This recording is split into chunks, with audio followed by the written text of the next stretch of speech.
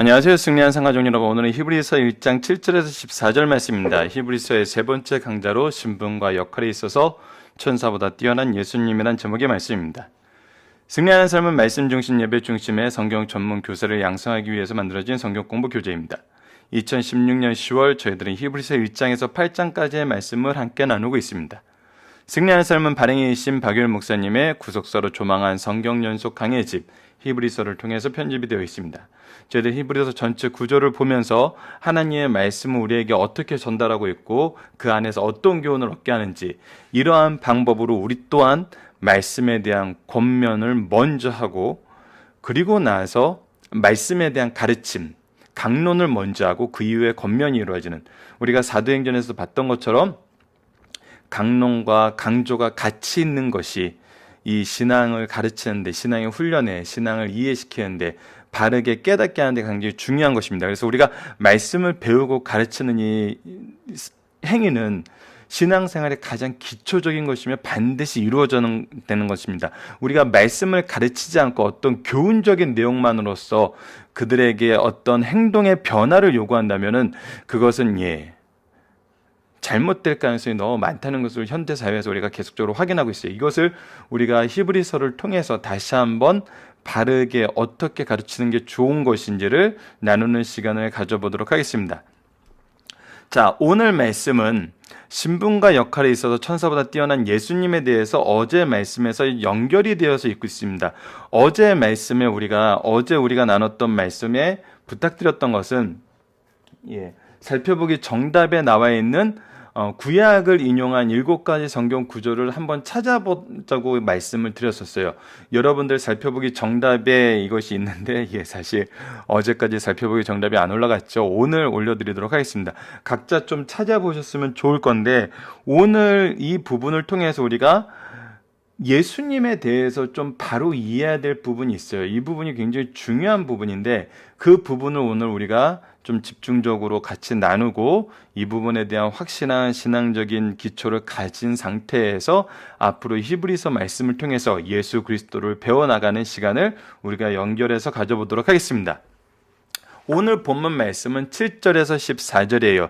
하지만 어제 본문을 오늘 다시 한번 적어드렸고, 어제 우리가 7구절을 찾아보기로 한 것이 바로 시편 2편 7절, 2편 7절, 사무엘하 7장 14절, 오타가 나왔네요. 신명기 32장 43절, 그리고 시편 104편 1편, 시편 45편 6절로 7절, 시편 102편 25절로 27절, 시편 110편 1절입니다. 그래서 하나, 둘, 셋, 넷, 다 7개의 구절을 찾아서 히브리서에서 예수님에 대해서 말씀하는 게, 인용하는 게, 그래서 이것을 좀 이렇게 인용 자체에 대해서도 요즘에 신학적으로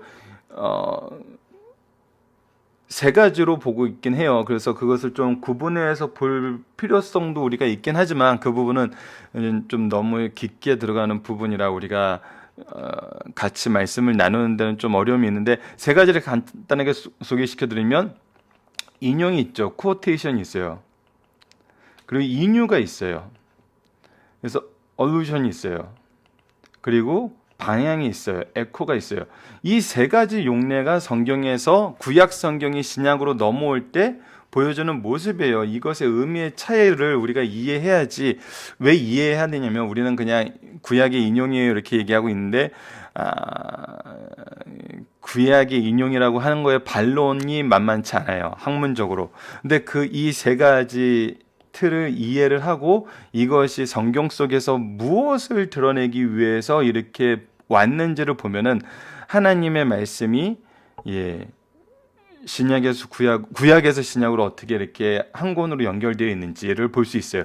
이것은 이제 참고적으로 나중에 혹시 이 부분에 대해서 더 구체적으로 공부하고 싶으신 분이 있으면은 좀 연구를 해보시는 것이 좋고, 제가 이 부분에 대해서 조금 더 이제 이 본문 5절부터 14절까지의 내용에 대해서 좀 더 구체적인 학습이 된 이후에는 한번 이 자료를 공유해 보는 시간을 한번 갖도록 하겠습니다. 그래서 이거는 참고만 하시고, 중요한 거는 오늘 이 말씀 7절의 말씀 7가지의 구약 성경의 인용의 말씀으로 예수님에 대해서 설명하는 거에 대해서 우리가 또 한 가지 상식적으로 알고 있으면 좋은 것이 뭐냐면 바로 성경, 영어 성경에 보면은 굉장히 재밌는 게 있어요. 주라는 표현을 할 때 영어 성경에서는 보면은 이제 3가지 표현이 나오죠. The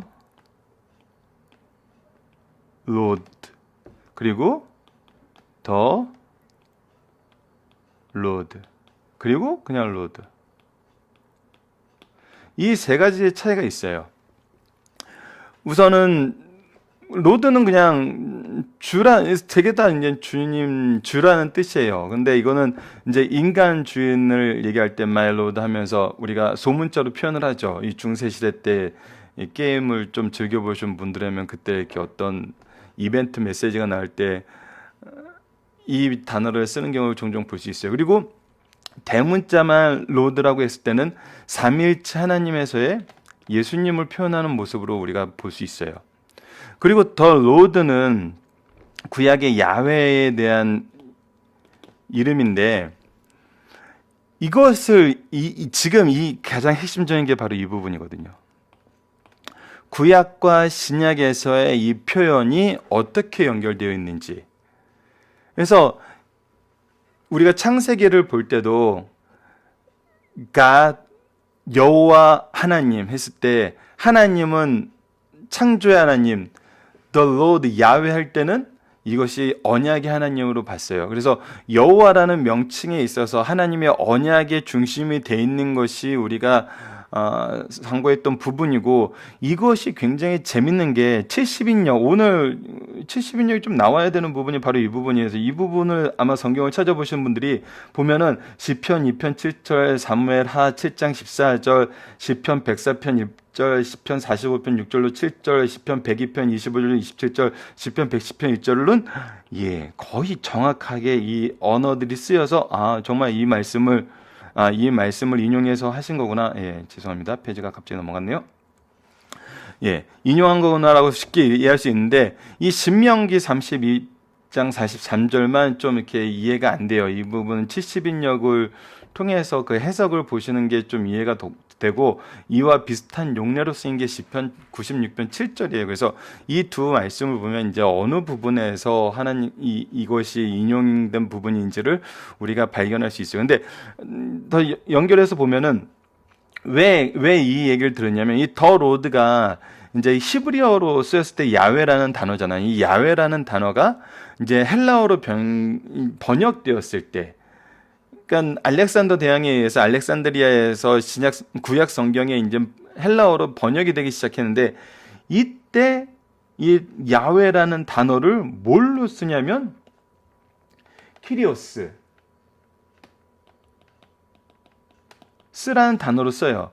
이 황제라는 뜻이 우리가 사도행전을 볼 때 잠깐 나눴던 부분이거든요.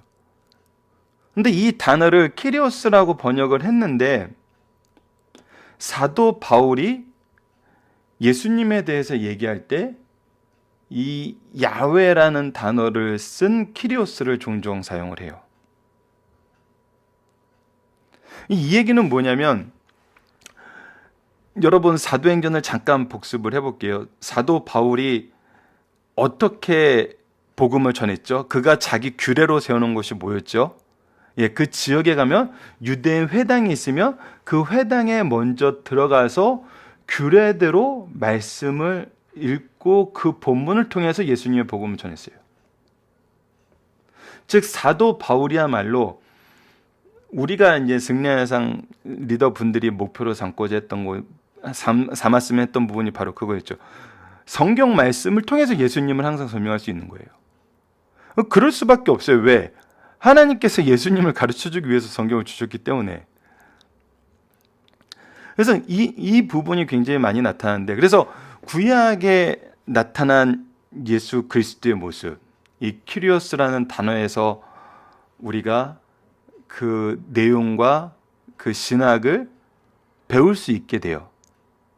그래서 지금 기본적으로 5절에서 14절 그래서 이제 기억하셔야 되는 건 뭐냐면, 구약의 인용어를 통해서 구약에 나타난 예수님에 대해서 지금 설명을 해주고 있는 거고, 그리고 나서 이것이 이제 구약과 신약에서 어떤 단어로 연결됐는지를 보고, 이제 오늘 본문에만 집중해서 본다면은 이 두 가지는 이제 사이드적으로 오늘 본문을 도와줄 수 있는 그런 내용이에요. 이것이 하나님의 선언이란 거예요. 그러니까 우리가 예수 그리스도에 대해서, 천사와 예수님의 관계에 대해서, 하나님과 예수님의 관계에 대해서, 우리와 예수님과의 관계에 대해서는 무엇이 기본이 돼야 되냐면 바로 하나님의 선언이 기본이 돼야 된다는 거예요. 이것이 왜 중요한지는 이 14절에 암축되어 있어요. 우리에게 주신 은혜의 말씀이 바로 이 14절의 말씀이에요. 자, 그러면 오늘 한번 보도록 하겠습니다. 어제 말씀에 대해서 먼저 이렇게 잠깐 얘기한다면, 하나님이 어느 때 천사 중에 누구에게 너는 내 아들이라 오늘 내가 너를 낳았다 했을 때 시편 2편 7절이에요. 이 부분은 승리한 삶 살펴보기 정답지에 나와 있고, 여러분들에게 도움이 될까 해서 정답지에는 이 신명기 32장 43절이 좀 이해하기 힘드시기 때문에 같이 시편 96편 7절을 놔뒀고, 이 70인역을 영어로 번역해서 이렇게 적어 놓은 구절을 여러분들께 소개를 같이 해놨어요. 그래서 영어 쪽에 이렇게 언어 쪽에 관심이 있는 분들은 이 부분을 보셔도 돼요. 자, 그래서 시편 2편 7절을 보면 내가 여호와의 명령을 전하노 여호와께서 내게 이르시되 너는 내 아들이라 오늘 내가 너를 낳았다. 즉 하나님의 선언이라는 게 나와 있고, 사무엘 하 7장 14절을 보면 나는 그에게 아버지가 되고 그는 내게 아들이 되리니, 하나님의 선언하심을 통해서 분명히 그렇게 된다는 것을 얘기하고 있어요. 그리고 6절을 보면 또 그가 맏아들을 이끌어 세상에 다시 들어오게 하실 때 하늘의 모든 천사들이 그에게 경배하여 말씀할지어다. 이 부분은 이제 Rejoice you heavens along with him and let all the son of God worship him. 이 앞부분 하나님이 또 내가 맏아들을 이끌어 세상에 다뤄오게 하실 때 이 부분의 말씀이 신명기 말씀에서 어떻게 인용이 됐냐면 Rejoice you heavens among with him and let all the angels worship him. 그래서 이 all the sons of God worship him, 이 부분이 바로 천사들을 얘기한다는 거예요. 이게 이제 영어적인 부분에 이제 여러분들이 살펴보기 정답을 다운로드 받아보시면은 이제 그 부분에 이제 영어 표현을 써놓으신 게 줄어드린 게 있는데, 그 부분, 그래서 결국 모든 천사에게 경배를 받으실 분이 바로 주님을 얘기해주고 있어요. 그리고 시편 104편 1절을 보면 이제 오늘 본문으로 들어가 보도록 하겠습니다. 또 천사들의 관여에는 그는 그의 천사들을 바람으로 그의 사역자들을 불꽃으로 삼으려 하시느니라. 그래서 천사들의 이제 여기까지는 예수님과 천사와의 관계, 그 하나님의 선언적 관계의 차이를 얘기한다면, 이제 천사의 지금 어떤 그 창조의 목적, 그들의 사명에 대해서 얘기를 하고 있어요. 시편 104편 1절을 보면은 바람을 자기 사신으로 삼으시고 불꽃을 자기 사역자로 삼으시며, 그래서 천사들은 뭐냐면 그들은 하나님의 불꽃이라, 바람이에요. 사역자들이라는 거예요. 하나님이 쓰시는 거라는 거예요. 근데 아들에 관하여는 하나님이여 주의 보좌는 영영하며 주의 나라의 규는 공평한 규니이다. 주께서 의를 사랑하시고 불법을 미워하셨으니 그러므로 하나님 곧 주의 하나님이 즐거움의 기름을 주께 부어 주의 동료들보다 뛰어나게 하셨도다니라. 시편 45편 6절로 7절을 보도록 하겠습니다. 하나님이여 주의 보좌는 영원하며 주의 나라의 규는 공평준이다. 왕은 정의를 사랑하고 악을 미워하나니 그러므로 하나님 곧 왕의 하나님이 즐거움의 기름을 왕에게 부어 왕의 동료들보다 뛰어나게 하셨나이다. 바로 예수님에 대해서 하나님께서 어떻게 하셨냐를 보여주고 있어요. 그리고 10절에서 봅시다. 또 주여 태초에 주께서 땅에 기초를 두셨으며 하늘도 주의 손으로 지으신 바니라. 그것들은 멸망할 것이나 오직 주는 영존하실 것이요 그것들은 다 옷과 같이 낡아지리니 의복처럼 갈아입을 것이요 그것들과 옷과 같이 변할 것이나 주는 여전하며 연대가 다함이 없으리라 하셨나이다. 시편 102편 25절 27절 보도록 하겠습니다. 주께서 옛적에 땅에 기초를 놓았으며 하늘도 주의 손으로 지으신 반이다. 천지는 없어지려니와 주는 영존하시겠고 그것들은 다 옷같이 낡으려니와 의복같이 바꾸시면 바꾸려니와 주는 한결같으시고 주의 연대는 무궁하니이다.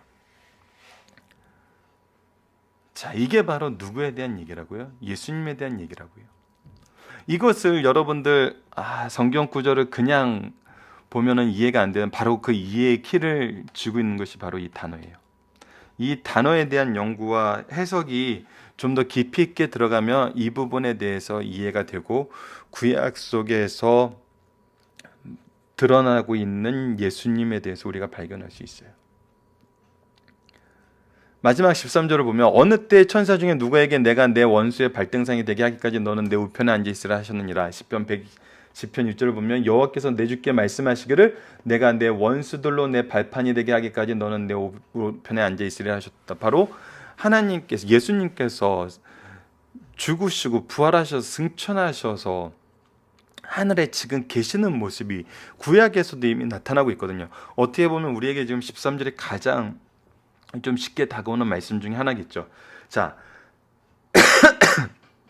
이 내용을 통해서 우리가 정말 주의 깊게 봐야 되는 것은 뭐냐면, 왜 히브리서의 저자가 구약을 통해서 선언된 예수님에 대해서 얘기하고 있냐는 거예요. 이것은 두 가지 내용이 있습니다. 하나는 잘못된 천사 숭배 사상에 대한 경고가 첫 번째 있겠죠. 두 번째는 뭐예요? 예수님의 존재에 대해서 얘기를 하는 거예요. 즉 삼위일체 하나님의 신앙에 대해서, 우리 삼위일체 신앙에 대해서 가르쳐주는 거예요. 예수님이 누구신지를 가르쳐주고 있는 거예요. 그것은 계속적으로 우리 히브리서 전체에 나타나거든요. 하나님 관계에서 예수님, 천사들 관계에서 예수님, 우리와의 관계에서, 교회와의 관계에서 예수님. 근데 아까도 얘기했다시피 왜 14절이 우리에게 연느냐면, 하나님 말씀은 너무나 놀라운 부분이 바로 이런 부분이에요. 하나님에 대해서 가르쳐줘요. 하나님에 대해서 가르쳐줘요. 근데 그 하나님에 대해서 가르쳐 주는 것으로 끝나는 것이 아니라, 이 하나님에 대해서 가르쳐 줘야만 우리가 우리에 대해서 바로 알 수 있어요. 자, 지금 현재 천사를 숭배하고 있는 사상들이 있어요. 우리가 봤을 때는 우리는 너무나 비천하고 작은 존재예요. 천문학자들이 이 부분에 대해서 굉장히 깊은 경험을 가지고 있죠. 이 태양계만큼 큰 별이, 큰 행성을 발견한 이 우주 과학자들, 천문학자들, 이 우주의 넓이와 깊이에 정말 압도되어 있는 존재들. 그래서 우리가 뭐라 그래요? 티끌 같은 존재라 그러잖아요. 전 우주적으로 봤을 때는 티끌보다도 못한 존재라 그러잖아요. 근데 우리가 눈으로 보고 우리의 판단 기준으로 볼 때는 그게 맞아요. 그렇게밖에 깨달을 수 없어요. 그래서 많은 가이아 이론, 지구가 어머니라는 이론을 가지고 있는 사람들은 뭐라고 얘기하냐면, 유일한 기생충이 인간이라 그러잖아요. 파괴하는 역할을 하는 것은 인간밖에 없다고. 우리가 우리 수준에 가지고 있는 이성의 한계로는 그것을 인정할 수밖에 없어요. 인간의 존재의 모습이 실제로 그렇게 드러나고 있거든요.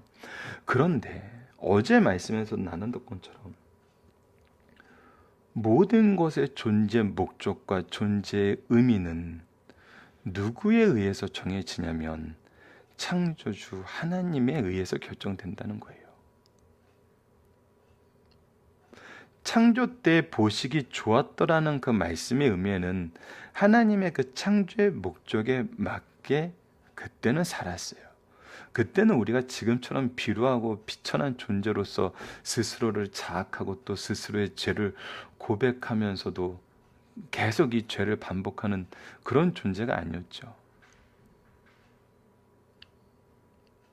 근데 14절을 봅시다. 모든 천사는 성기는 영으로서 구원받은 상속자들을 위하여 성기라고 보내심이 아니냐. 자, 예수님과 천사는 비교해서 비교 대상이 안 되죠. 예수님은 하나님의 본체시오 영광의 광채십니다. 동등된 분이에요. 창조해 주시고 창조의 온 우주의 운행자시고 마지막을 주관하실 분이에요. 예수님에 대해서는 더 이상 퀘스천이 없어요. 근데 우리는 뭐죠? 우리는 어떤 존재인가요?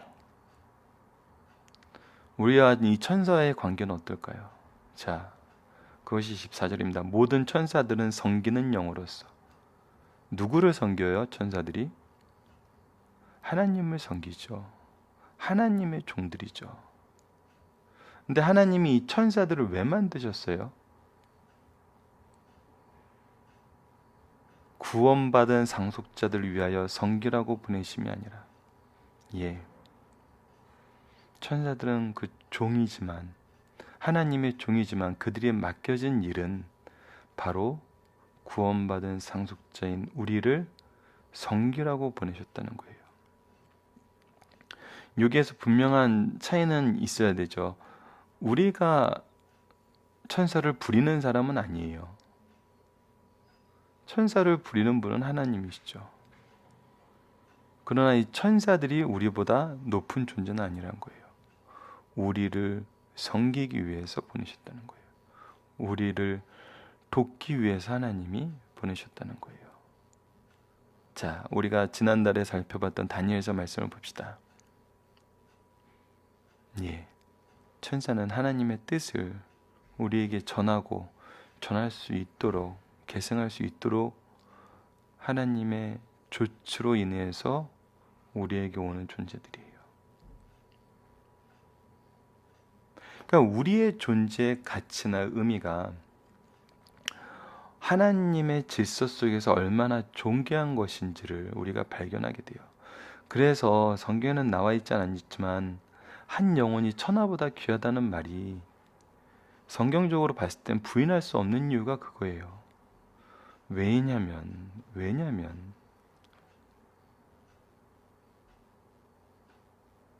로마서 8장 37절에 나타나 있던 것처럼 우리를 위하여 자기 아들을 아끼지 않고 주시는 그분께서 바로 이 지금 선언된 예수님이, 히브리에서 선언된 이 예수님이 무엇을 하셨냐는 거예요. 무엇을? 우리를 위해서 내어준 바 되셨다는 거예요. 이게 하나님의 사랑이란 거거든요. 우리의 존재의 의미가 바로 여기 있다는 거거든요. 우리는 하나님께 사랑받는 존재라는 거예요.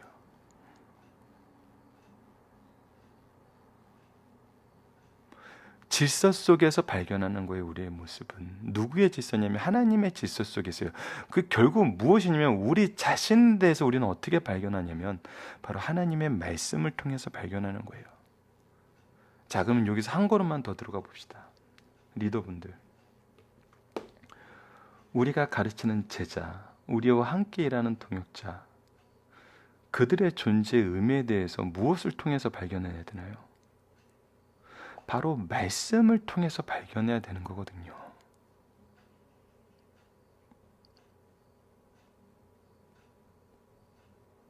왜 나의 존재와 나의 의미는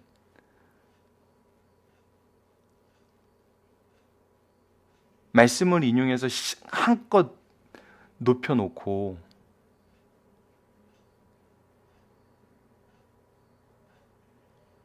나의 어떤 형태로든지 나의 권속 안에 있다고 생각하는 사람들에 대해서는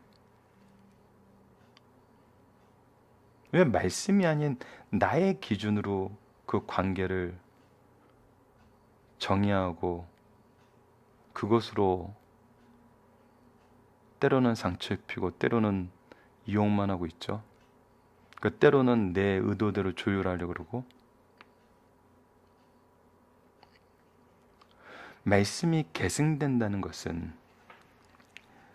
우리에게 지금 주시는 이 관계를 하나님께서 가르쳐 주시는 하나님과 예수님과의 관계, 하나님과 천사와의 관계, 예수님과 천사와의 관계, 그리고 예수님과 우리와의 관계가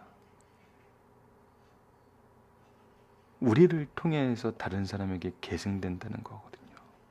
예수님의 제자가 됐다는 것은 예수님이 우리를 사랑하신 그 사랑으로 우리에게 맡겨진 영혼들을 사랑하고 우리와 관계된 사람들을 사랑한다는 것이거든요.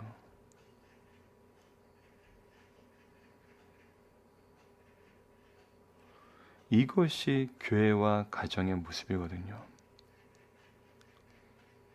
저는 용기가 없어서 세상에서도 이 질서를 회복해야 돼요라고는 얘기 못해요. 그리고 기대도 못하죠. 하지만 우리가 신적 기관이라고 얘기하는 가정과 교회에서는 바로 이 관계가 형성돼야 돼요. 자, 그러면 우리가 이제 전체적인 내용을 한번 복습을 해봅시다. 히브리서의 특징은 말씀에 대한 가르침과 권면이 있어요.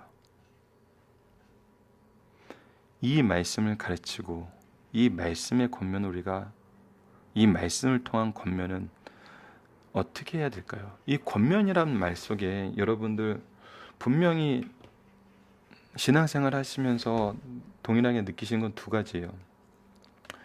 권면은 항상 두 가지에서 나타납니다. 우선 나 스스로에게 오는 권면이 있어요.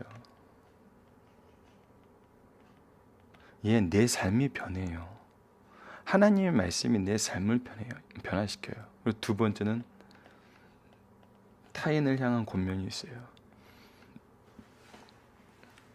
여러분 주의하셔야 되는 것이 이 말씀에 대해서 이 말씀이 나에게 주시는 권면을 무시하고 타인을 향한 권면만 했을 때는 타인들이 뭐라고 보게 되냐면 지도자들에 대해서, 부모에 대해서, 스승에 대해서 위선자라고 얘기할 수 있어요. 그래서 우리가 말씀을 대할 때 우리 영적 스승들이 가장 주의를 주면서 가장 조심하라고 얘기한 부분이 바로 이 부분이에요. 박열 목사님도 이 표현을 많이 쓰셨어요. 말씀을 선포한 것으로 내가 그러한 삶을 살고 있다는 착각을 하지 말라고. 그래서 말씀을 먼저 받은 사람들이 더 큰 성령의 인도하심과 은혜가 있어야 되는 이유예요.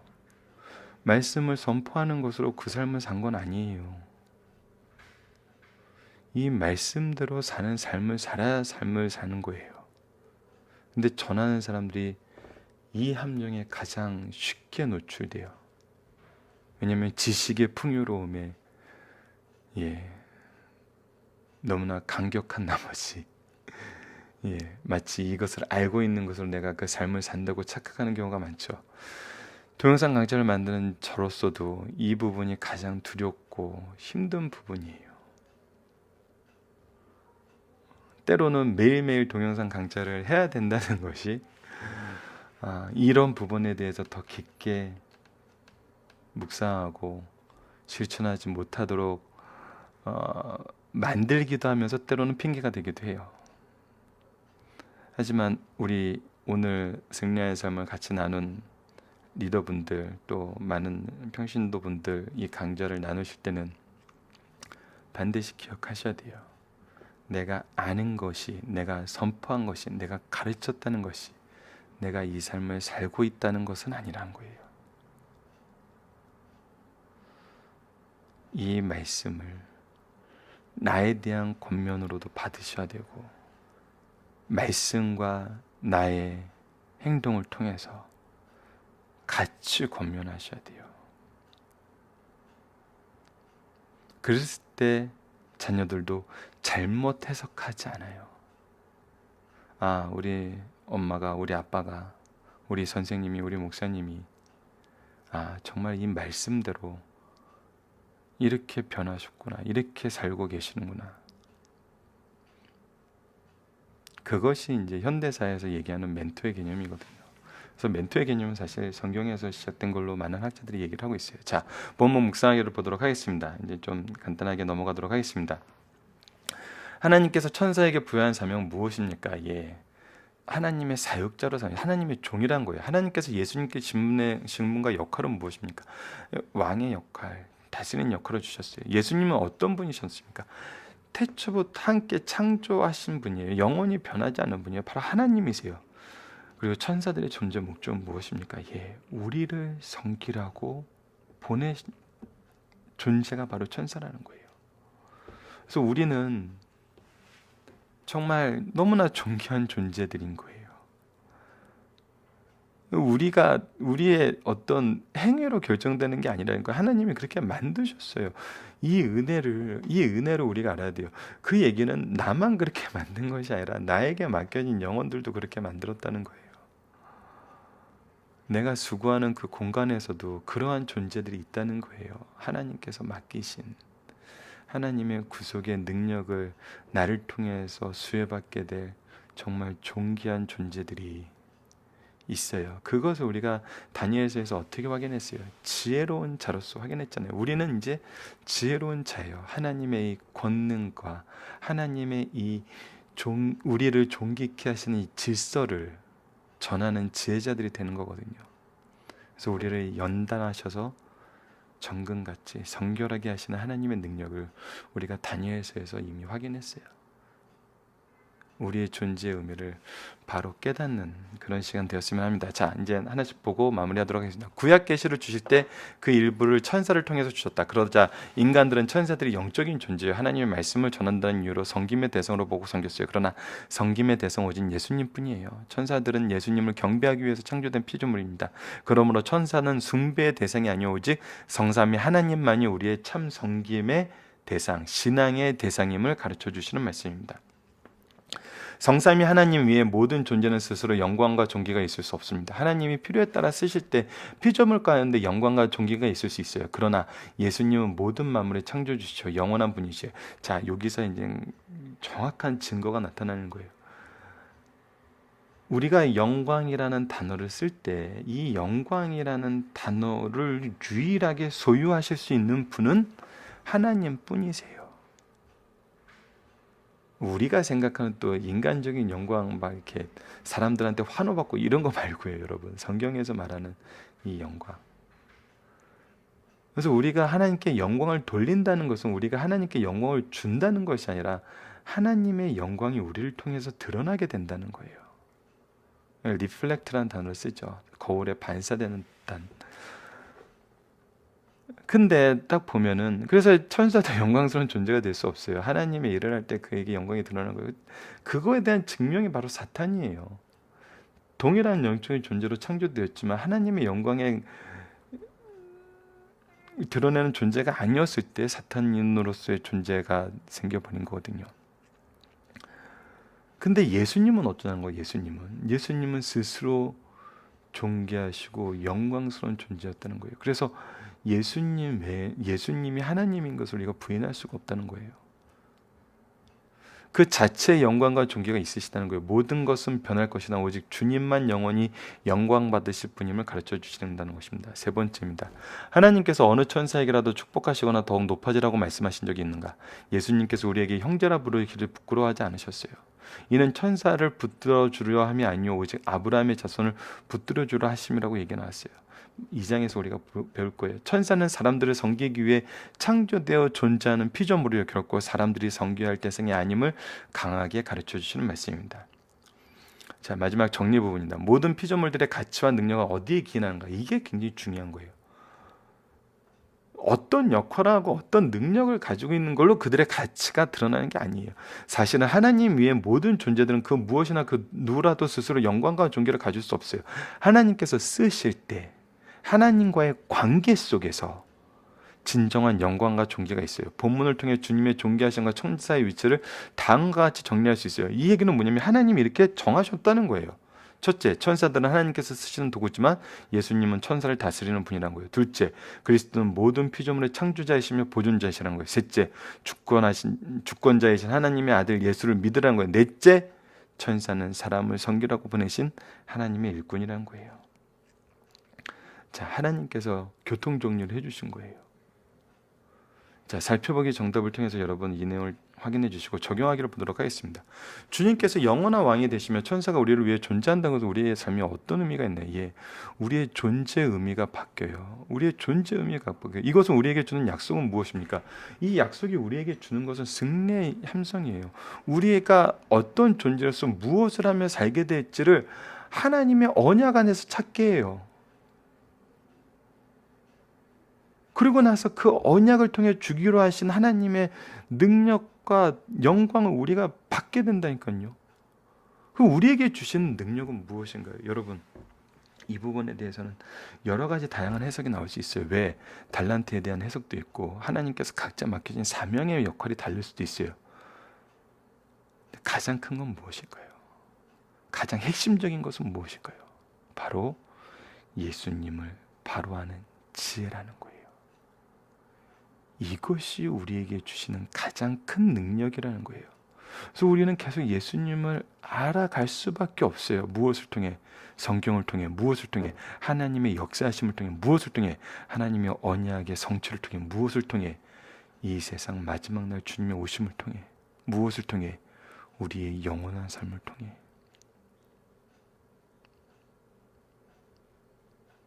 그런데 이것을 외면하면서 하는 신앙생활은 도대체 무엇을 얘기하는 것이고, 성경이 가르치지 않은 방법대로 하는 것은 왜 우리가 그것을 지혜롭다고 얘기하는 거죠? 다니엘서는 지혜라에 대해서 분명히 얘기해주고 있는데, 능력에 대해서 분명히 우리가 배웠는데 왜 우리는 다른 것을 지혜와 능력이라고 얘기하고 살죠?